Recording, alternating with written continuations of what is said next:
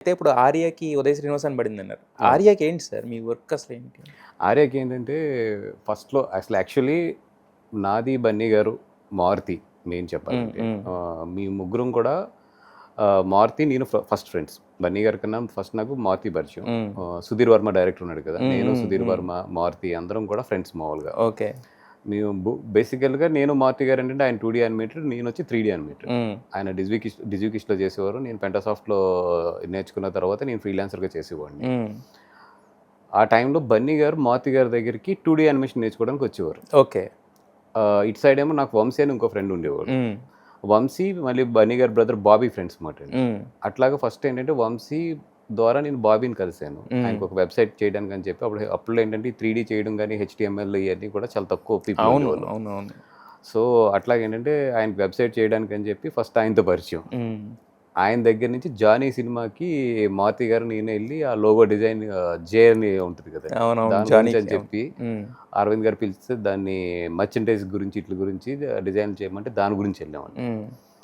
అట్లాగా అరవింద్ గారి దగ్గర గీతార్స్లో జర్నీ స్టార్ట్ అయింది. స్టార్ట్ అయినప్పుడు మన బాబీ గారు ఒక రోజు పిలిచి, అప్పుడు బన్నీ గారు అలాగలా పరిచయం అవుతున్నారు. బట్ తనలో అప్పుడు కూడా ఎనర్జీ చాలా ఇదిగా ఉండేది. గంగోత్రి అప్పుడే రన్నింగ్లో ఉంది.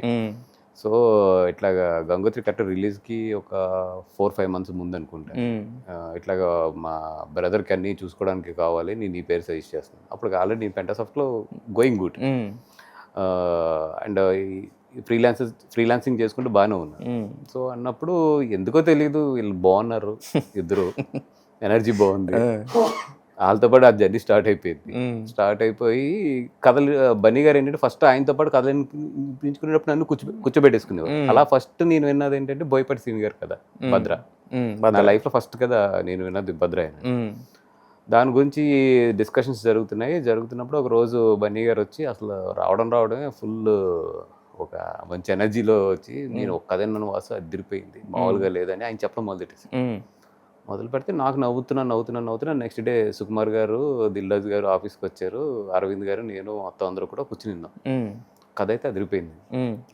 అప్పుడు ఏంటంటే నాకు ఇంత జడ్జిమెంట్స్ ఇవన్నీ కూడా తెలియదు, విన్నాను బాగుంది అంతే. ఆర్య అప్పుడు ఏంటంటే ఆ కోఆర్డినేషన్కి బన్నీ గారికి, దిల్ రాజు గారికి మధ్యలో కోఆర్డినేషన్కి నన్ను పెట్టారు అన్నమాట అరవింద్ గారు. అట్లాగే ఏంటంటే దిల్ రాజు గారు బాగా క్లోజ్ అవ్వడం, సుకుమార్ గారు బాగా క్లోజ్ అవ్వడం, వీళ్ళందరూ కోఆర్డినేట్ చేయడం, అట్లా యూనిట్లో one of the main member కింద ఆర్య జర్నీలో పార్ట్ అయిపోయాం అన్నమాట. ఓకే. ఇంకా అక్కడ దాని తర్వాత ఇంకా రిలేషన్స్ అన్ని డెవలప్ అవ్వడం, ఆర్య వెస్ట్ గోదావరి మళ్ళీ దిల్ రాజు గారు నన్నే చూసుకోమని చెప్పి చెప్పడం, అక్కడి నుంచి మొత్తం టోటల్ జర్నీ మారిపోయింది. బట్ దిల్ రాజు గారు ఒకసారి చెప్తూ అల్లు అరవింద్ గారు ఫైల్స్ పట్టుకుని ఇంకా ఆయనతో పాటు కార్లోంచి ఒక అతను దిగాడు, దిగితే మామూలుగా వచ్చాడు అనుకున్నాను, రైట్స్ కొన్నాడు, గోదావరి మామూలు కదా అన్నారు కదా. నాకు బాగా గుర్తండి. అంటే పాలకొల్లు హైర్ వేయడానికి కానీ బన్నీ గారు రికమెండ్ చేశారు, వాసుకి ఇవ్వండి హైర్ పాలకొల్లు అంటే, సరేనా అని చెప్పి అప్పుడు వేరే డిస్ట్రిబ్యూటర్ ఉండేవారు, ఆయన దగ్గరికి పంపిస్తే అతను చాలా ఎక్కువ చెప్పాడు రేటు. చెప్తే నేను మళ్ళీ వెనక్కి వచ్చాను దిల్ రాజు గారి దగ్గరికి. వస్తే అన్న ఇంత చెప్తున్నాడు, నువ్వు ఒక మాట చెప్పన్నా అంటే, రే ఓ పని చేయాలి, నువ్వు డిస్ట్రిక్ట్ చేసేసుకో అన్నాడు ఆయన. నాకు అప్పటికి నిజంగా అంత ఏం తెలియదు కూడా, ఇంకా బిజినెస్ అంత నాలెడ్జ్ లేదు. అంటే టైం అంటారు చూసారా. అవునవును.